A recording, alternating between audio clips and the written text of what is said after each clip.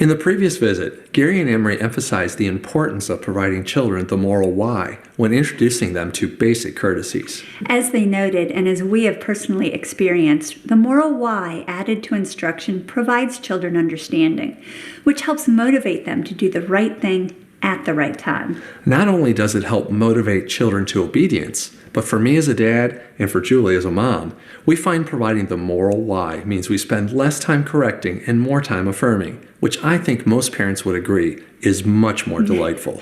This lesson is a transitional one, as Gary and Anne-Marie introduce the meaning and purpose of biblical civility and then transition into the 5 major categories of moral education, from which numerous applications are developed. But it all starts with understanding the what, why, and how of civility, and what the loss of civility means to parents, children, and society at large. And just to prepare you, because of the number of practical applications associated with this visit, it'll run a little longer than most, but we're confident you won't mind. Enjoy the class, and we'll connect again at the end of the session.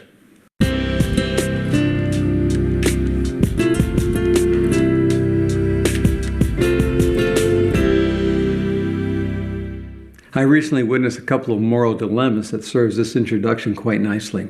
And the first one took place in front of our local convenience store. Now here's what happened. I was in the car waiting for Anne-Marie to come out when I noticed an elderly woman slowly making her way to the store entrance. At the same time, I saw a teenager rushing towards the same entrance, and it was apparent that their paths were going to collide right at the door. And sure enough, they did. The young man stepped in front of the woman, opened the door, rushed through, and then let the door close in on her face, and he never looked back. Fortunately, another person immediately came on the scene and helped the startled woman into the store. The second incident took place at a local restaurant known for its enormous buffet, one that features a variety of hot and cold entrees. At one point during our meal, we noticed a man putting some food on his plate, and then he accidentally dropped the serving spoon. The man immediately picked it up, but what followed next was very troubling. He stood there looking at the spoon, then he looked around to see if a waitress was handy, apparently didn't see one, looked again at the spoon, shrugged his shoulders, and then he placed the spoon back on the serving dish, and he moved on to another food item. We were not the only ones who noticed the incident. There was another patron sitting closer than us who immediately got up and took the spoon over to the hostess, and then she replaced it with a clean one. But as we reflected on what happened in both cases, we began to wonder if the lack of common courtesy displayed occurred because these two men simply didn't care how their actions impacted other people, or was it a case that they were never taught how to properly handle the moral situations they found themselves in? Possibly it was a combination of both. But regardless, it does appear that we are experiencing an epidemic of rudeness in our society and the loss of common courtesy, which begs the question, whatever happened to civility, to those moral protocols of politeness and consideration for others? Recent history seems to point to the loss of purpose. That is, the why of civility seems to be missing. In this and the next several visits, our primary focus will be on the practical applications of civility, those everyday gestures that communicates a range of courtesies, from teaching children how to greet people properly to mealtime manners to what to do with your shopping cart when you're done with it. But in order for all of the practical suggestions to make sense, we first must rediscover the why of civility. For to know the why, the moral why behind our conduct, provides purpose, and with purpose comes motivation, the right motivation to do the right thing at the right time for the right reason. Let's talk about rediscovering the why of civility.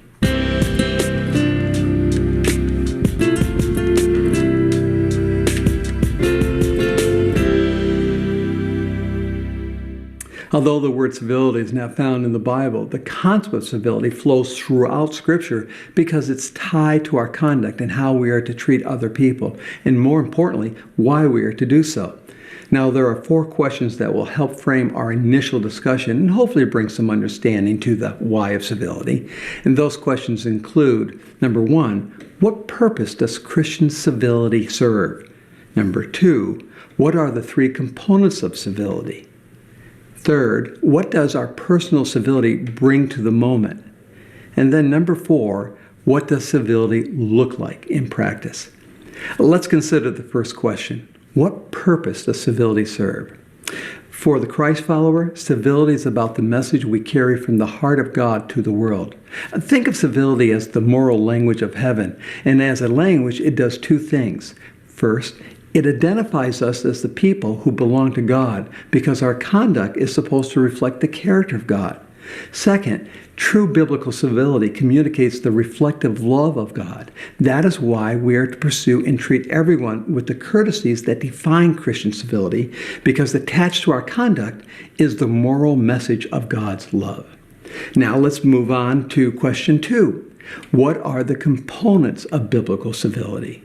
Civility as a concept is made up of 3 primary components from which numerous moral applications are derived. Now, the first component is courtesy. And courtesy is an interesting word. Its origin is tied back to being a member of the king's court, those who were intimately involved in the king's service. It is a word that reflects the noble character qualities associated with those close to royalty. Let me remind you, you are close to royalty. 1 Peter 2:9 tells us that we are all part of a royal priesthood. We are part of the kingdom of God residing in the kingdom of man. So acting courteously is part of our royal lineage. The second component of civility is tied to honor. Now, to honor someone is to acknowledge or place value on that person by word and deed, and this is done primarily through the categories of respect, such as respect for age, respect for parents, respect for property, and certainly respect for peers. The third component of civility deals with good manners. Manners is another interesting word. When traced back to its original meaning, it's tied to the use of the hands at mealtime. Over time, the meaning expanded to how we morally handle situations that we find ourselves in. We have an entire visit set aside just to go over the basic protocols of mealtime manners and etiquette. That's going to be a fun visit. But now, let's move to question 3. What does personal civility bring to the moment? We've already established that Christians possess a heavenly zip code. We are described as royal priests, members of the king's court. The Bible declares Christ followers to be sons and daughters of the Father, and certainly joint heirs with Christ. Most importantly, God's very presence dwells within each true believer. Now, moms and dads, please understand, it's God's presence that gives civility its purpose. You see, the world apart from God will often miss the message of His presence, even when it's right in front of them. Now, let me demonstrate this point with a simple analogy. Take a look at these letters coming up on the screen. What do you see? If you see God is nowhere, then you are among the vast majority of people who drew the same conclusion. But that is only one perspective. There's another perspective. Take a second glance at the same group of letters. Do you see another message? The public voices of our society insist that God is nowhere. In contrast, the message spoken through the conduct of Christ followers is, God is now here. This is both the mystery and the miracle of the Christian life. God dwelling within you means where you go, He goes. And because you are a royal member of His court, you bring the privileges of His life to bear on others through your acts of kindness and respect and charity. You see, helping an elderly person get through the front door of a store may be a small gesture of kindness, but it carries a big message. It carries the DNA of God's character, which means your actions and words are bringing life to the moment because they bring God's presence to the moment. Biblical civility is an extension of God's love put in practice. When you or your children interact with good manners, show politeness and preference to others, speak kindly and respectfully, take the initiative to help others, when you are patient and considerate, each of those gestures, when done out of a heart of love, brings the presence of God to the moment. God is now here. That is what the Christian family is supposed to be about. The world says God is nowhere. Our lives is to proclaim God is now here. But now comes the challenge. Taking a child who has the natural inclinations towards self and instilling within that child an otherness sensitivity. What exactly should parents be teaching? What do everyday courtesies look like in practice? Where do you begin?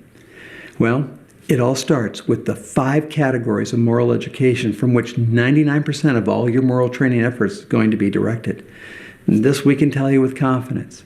When parents are intentional in their training with the various components contained within these 5 categories, their children will have opportunities open to them that many other avenues of education cannot achieve.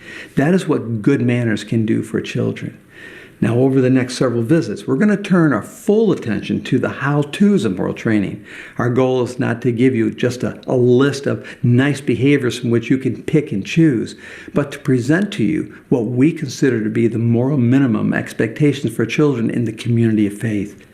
Right now, we're going to switch venues, and we're going to head over to an auditorium to greet a host of families coming to town for a summit on civility and the Christian home.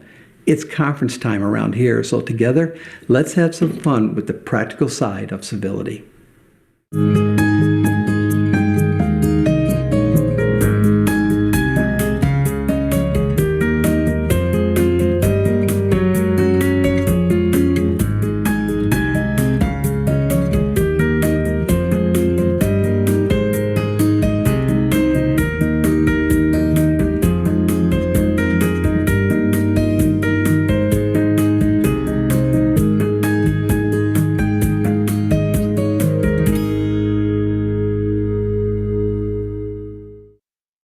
Conferences are always such an encouraging and energizing time for us.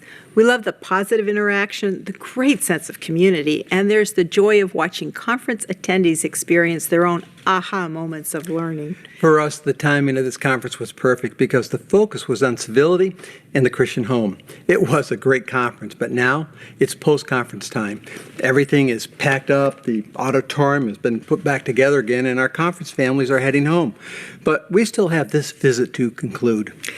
Having just worked through a variety of behavioral protocols associated with civility and character development, we are eager to share the many examples that demonstrate what children can achieve when mom and dad are morally intentional in their training. By behavioral protocols, we're referring to the fundamental character traits that make up a healthy moral identity. These are the basic everyday courtesies that we believe should become habits of the heart for all children, and especially those children within the community of faith. So with that brief explanation, we'll start with an introduction to the 5 general categories of moral education. Each category speaks to a number of personal and social moments that occur throughout the day that require a specific moral response. Let's review the list. Category 1 represents the courtesies governing greetings, responses to people, and general conversations. Category 2 are the social and personal courtesies associated with honor, respect, and service to others. Category 3 are the courtesies governing meal times and includes a discussion on the 5 most common mealtime settings. They include dinner at home with guests, dinner away from home as a guest, dinner at a restaurant, and dinner at a social function with a buffet line. That is going to be a fun one to talk through. It always is. Category 4 are the general life courtesies. And finally, Category 5 is labeled crossing over. This category speaks to a variety of situations and behaviors that we should either avoid or be actively engaged in. Well, there you have it. Those are the 5 general categories that provide the framework for most of the character attributes that you're going to be instilling in your children. So now, with the help of Rich and Julie and some of our key couples, let's get started with Category 1 and talk through a number of conversational courtesies, starting with teaching your children how to politely greet people. Take a look at this first clip. So have you been having a good trip? We're having a wonderful time. It's been really nice. So good. Is this your daughter? This is our eldest, Ellen. Ellen, I'd like to introduce you to Mrs. Wilkie. She and her family are visiting here from South Africa. Mrs. Wilkie, it's very nice to meet you. It's good to meet you too, Ellen. Are you here on holiday? Yes, we are. From what we saw, on the surface, Ellen's greeting was friendly and sociable. But was there more being communicated than a simple greeting? And why is it important to teach children how to properly greet people? That's a good question. Earlier in this visit, Anne-Marie mentioned that Scripture provides two categories of moral instruction. There are verses that speak to very specific prohibitions such as do not lie, do not steal, do not bear false witness. The second category are the general moral precepts that have multiple applications. For example, 1 Corinthians 13:5 says, love, the very thing that we are to be reflecting, is not rude. Titus 3:2 tells us to be courteous to all people. Colossians 4:6 says, let your speech always be gracious. And Colossians 3:17 reminds us that whatever you do or say, do it as God's representatives. It seems to us that as Christ followers, the protocols of how we greet people should be guided by these general moral precepts. Our greetings should not be rude. To the contrary, they should be courteous, accompanied by gracious speech. It also seems self-evident that if the moral intent of these verses is ignored or minimized, then the fullness of God's character is also minimized, because the intent of these verses is to reflect God's character. So even gestures as basic as greeting people provide opportunity to bring God to the moment, and in some cases, make God bigger. In this first example, Ellen's greeting displayed 7 pro-social habits that collectively carried a life message to Mrs. Wilkie. Let's review them. First, we can see that Ellen is attentively and intentionally listening to Julie's introduction. By doing so, Ellen is placing value on the moment because Mom is talking about her guest who is present. Second, Ellen acknowledges Mrs. Wilkie, starting with her name. Mrs. Wilkie, it's very nice to meet you. I thought the subtle nuance of what she did was most interesting. Instead of the traditional, it's very nice to meet you, Mrs. Wilkie, she placed the name up front, which changed the greeting because it allows for a double emphasis. Mrs. Wilkie, it's very nice to meet you. In this way, the name is emphasized and the greeting is emphasized rather than the two blending together as one. It's subtle, but very effective when it comes to personal and professional greetings. Third, Ellen continues her greeting with her words. It's very nice to meet you. Fourth, she greeted with her extended hand. Fifth, she greeted Mrs. Wilkie with her eyes. Sixth, Ellen then engages Mrs. Wilkie with a question. Are you here on holiday? And 7, Ellen also greeted her with a smile. Oh yes, the smile. Whenever a smile accompanies a greeting, it adds depth of value to the moment. To be on the receiving end of a smile has a way of making a person feel comfortable and welcomed and affirmed. It puts people at ease because it's a gesture of goodwill and sincerity. In the end, it was Ellen's smile that actually validated the other 6 activities that made up her greeting. You know, in Proverbs 11:30, King Solomon wrote, "He that wins souls is wise." This verse is actually not referring to evangelism, but rather it speaks to your influence. Smiling has a way of winning the affection and friendship of others in a way that words alone cannot achieve. So please encourage your children to add a smile to their greeting because a smile carries influence. We realize, like many of our conference attendees, most of the parents taking part in the Life Series have children younger than Ellen. For those of you with a 4, 5, or 6-year-old in the house, please understand that Ellen's example is not your starting point. We put her first because she represents what we believe is a wonderful example of what parents can achieve with their children. At the same time, we would not expect your 5-year-old to understand or display the same level of moral maturity that Ellen displayed. However, you have to start somewhere. Here's what a greeting could look like for the 5 or 6-year-old living in your home. So where are you headed next? We're going up to the mountains. Ah, neat. Is this your daughter? This is Anna. Anna, I would like you to meet Mrs. Wilkie. Hello, Anna. Hello. Now in this example, Mrs. Wilkie said hi to 6-year-old Anna, and Anna responded with her own hello. Considering Anna's age, her response was a good response because it fulfilled the moral minimum required of her. But always sitting next to good is the option of better, and next to better is the option of best. The layered principle of good, better, and best is something we are all continually challenged by at home, work, in relationships, achievement, and certainly in parenting. In one sense, they represent 3 levels of moral initiative. All are approved, but not all are excellent. In Philippians 1:10, we read these words, approve that which is excellent. Now, in the language of the day, the word approve meant to test the way of excellence, and the word excellent meant to go over and beyond and do not settle just for what is acceptable. How can you teach your child to approve that which is excellent?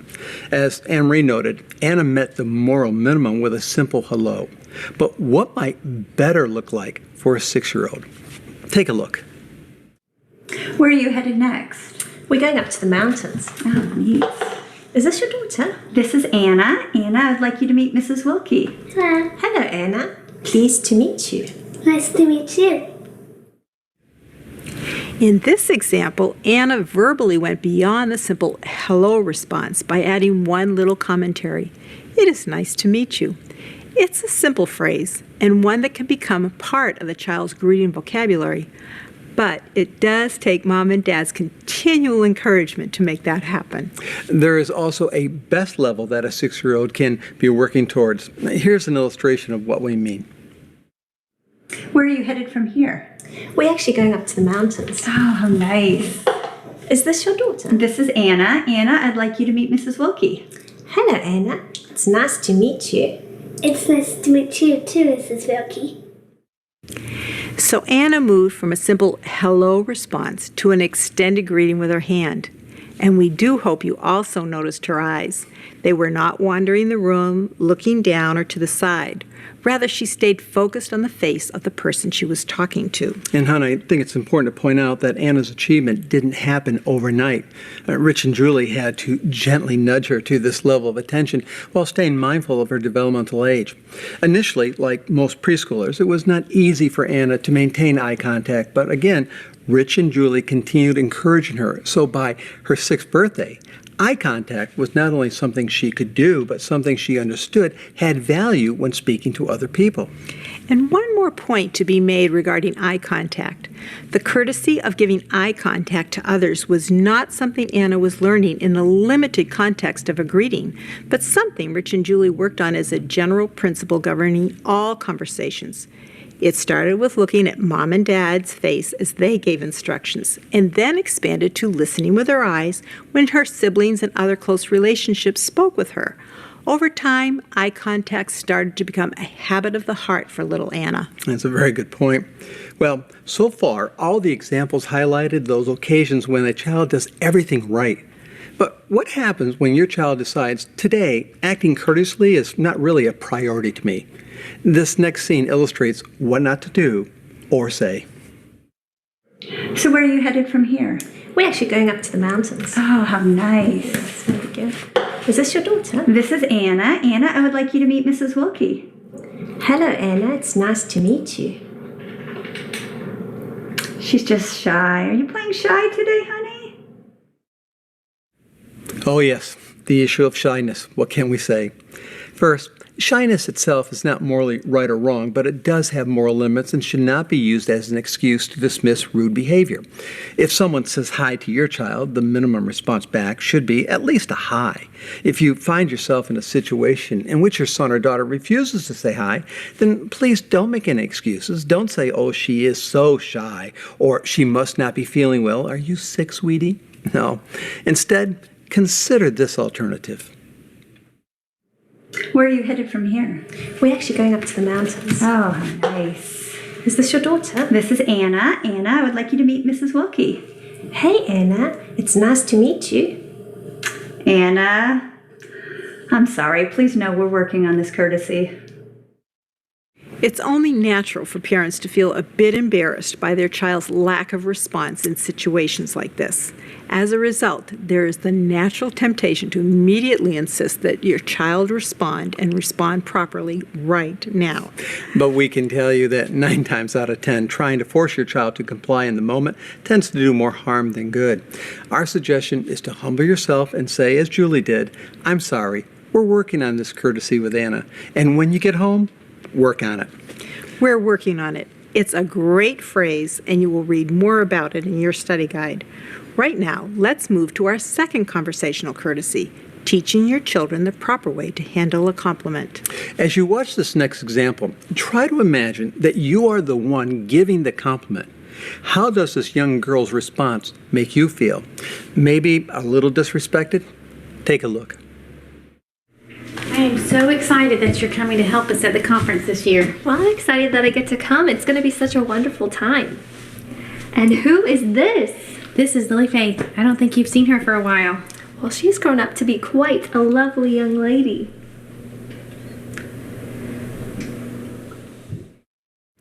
In this example, Lily Faith was at best passively rude.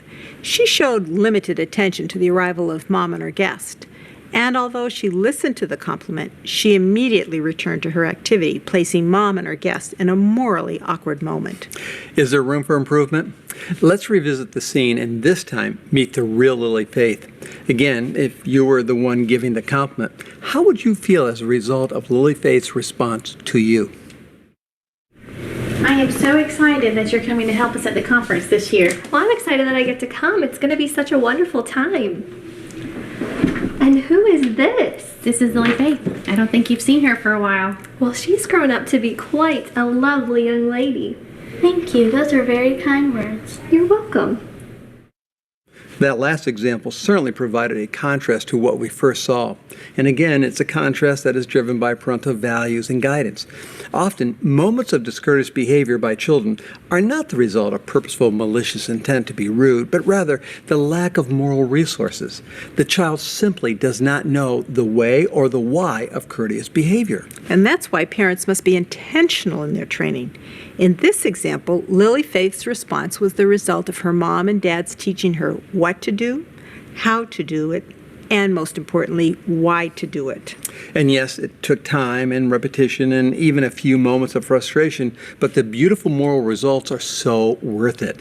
And now, as a 9-year-old, Lily Faith is in command of her own virtuous courtesies that can bring God to the moment. She knows what to do, she knows how to do it, and why she is doing it.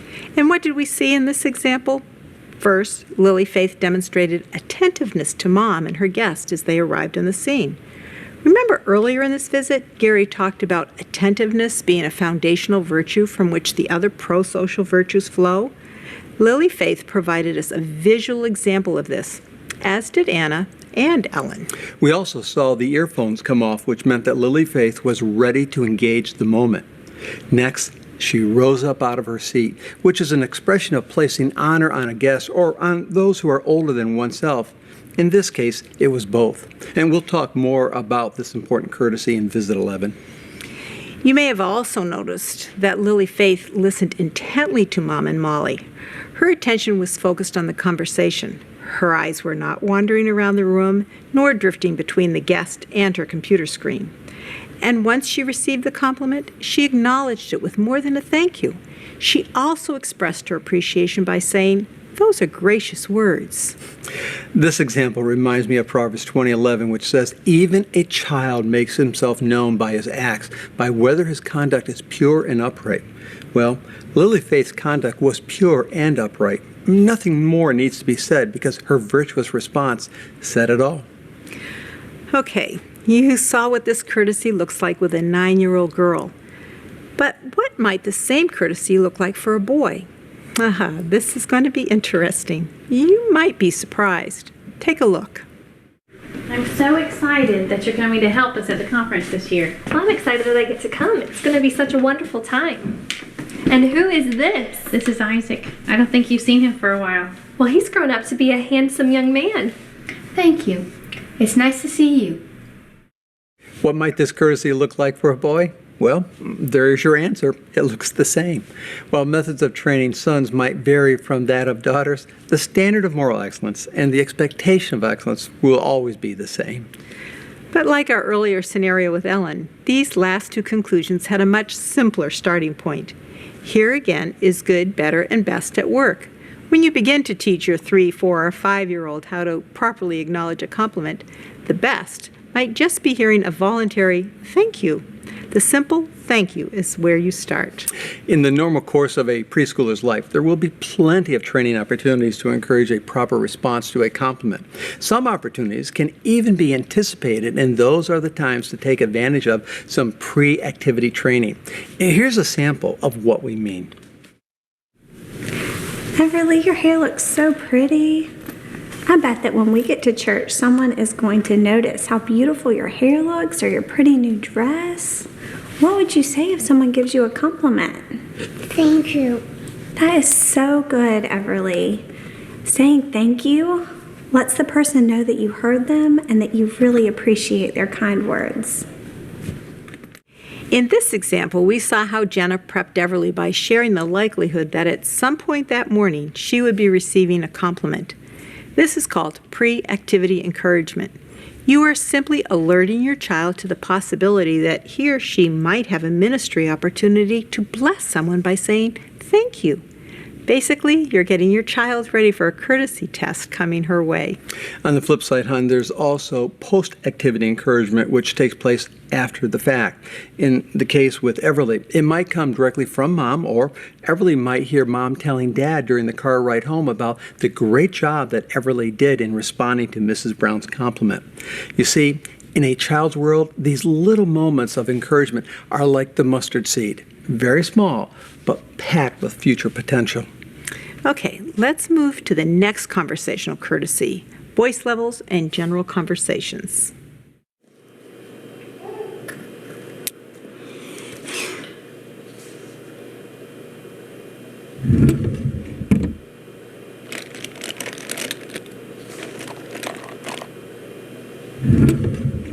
Really encouraged to have 3 new families join us from out of town.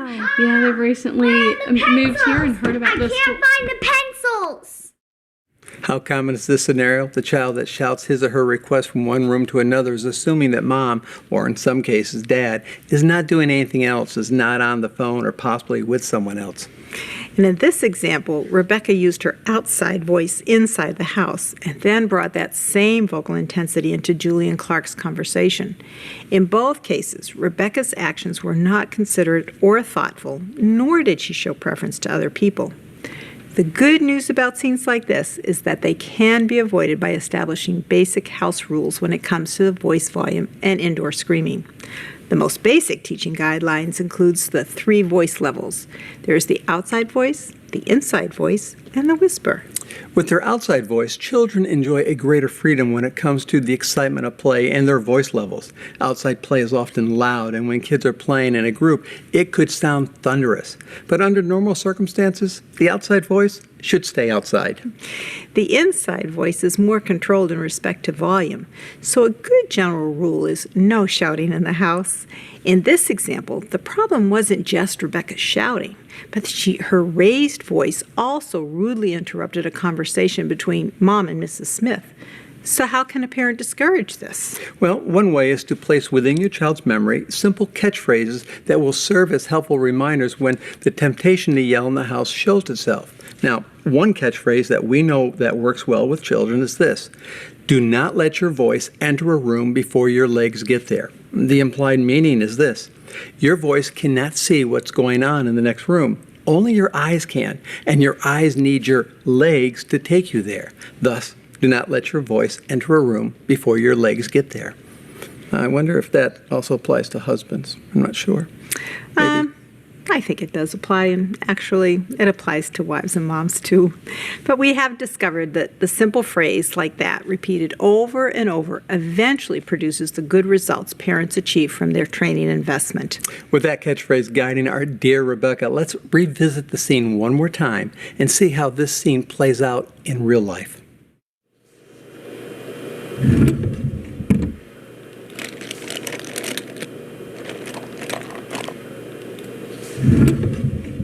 How's enrollment been at the school? Enrollment is actually up. It's very encouraging. We have 3 new families who recently moved to town. They'll be joining us this year. Great. Excuse me, Mrs. Smith. Mommy, my pencil broke and I can't find any more pencils. Oh, I moved those from the drawer to Daddy's office. You can get one in there. Thank you. So I'm looking forward to meeting these new families. What did we just witness? Rebecca had a need, and instead of shouting her need from one room to the other, she let her feet carry her eyes to the next room, where she finds Mom and Mrs. Smith in a conversation. From that point, the interrupt courtesy we talked about in Visit 7 took over. Mom and her guest were honored, and Rebecca's needs were taken care of. Yes, and don't forget, Rebecca's response also blessed Mrs. Smith in a very special way, and I think that's another way of simply saying Rebecca brought God to the moment. Okay, let's talk now about the third voice level. We don't want to forget that. It's the whisper, because this too has moral implications, especially if a child has never been taught how and when to whisper. The whisper is something that parents can begin teaching their preschoolers. It can be used in times and moments and places that require some discretion or respect for other people sitting close by, such as in a church service. And the same is true of special events or any public place where there is an audience or when guests might be visiting and your little one needs to share something personal or private with mom or dad. By teaching your children how and when to whisper, you are preparing them to show preference to others when such moments arise. So there you have it.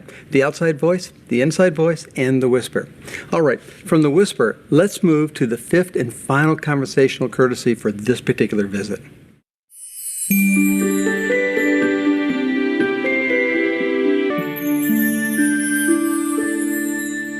Well, because so much has been written in the study guide on this particular subject, we're going to keep our comments to a minimum and just make a few points. First, we do believe that teaching children to use titles such as Mr. and Mrs., and in some cases, Sir and Ma'am, are appropriate and they definitely should be encouraged. Conversely, we also believe that introducing adults by their first name to children tends to desensitize children to the sanctity of age, because the use of a first name implies a peer relationship that is not possible. Peer relationships assume equality in age, equality in life, experiences, and wisdom. But that's not the case when it comes to a child's world and the world of adults. And also, please stay mindful of the difference between a biblical principle and its application. God gives us the principle, but man provides the application. The act of respecting and honoring age is the biblical principle. The titles of Mr. and Mrs. are not biblical principles, but rather serve as cultural vehicles that helps children show respect and honor. And while the vehicle may change from society to society, the necessity of respecting and honoring adults does not. For example, in the southern section of our country, it's appropriate to use Mr. or Mrs. in the first name. So the title Mr. Harold or Miss Nancy carries the same level of respect in the South as Mr. Welling or Mrs. Lewis would in the northern or western portions of our country. And for those of you who struggle with being called Mr. or Mrs. because it makes you feel old, well, the truth is, you are old. And to a young child, you are probably very old. So please try and think of it from the child's perspective. Mr. and Mrs. are titles that have value to children. They actually help children better connect with the adult community than simply being on a first name basis with the adult. Again, your study guide provides a much deeper explanation on the important role that Mr. and Mrs. play in the life of children, along with the various terms of endearment that are also very important to the child's relational health. Okay, honey. With that conclusion, we can begin to bring this portion of our visit to a close. We did cover so much material in this particular visit, and we know that Rich and Julie still have a few more insights to share with you, but we're going to leave you with this one last summary thought. Civility for the Christ follower is the moral language of heaven. It is the ultimate love language that identifies God's people, and it's the means by which God's love and character are put on display. That is the ultimate why of your training. That's what gives value to your training, and that's what brings blessings to your children. Now, we'll talk more about the practical outworking of this truth in our next session. And right now, it's time for us to go home, and that's where we will pick up again on Visit 10. Have a good week. Bye-bye.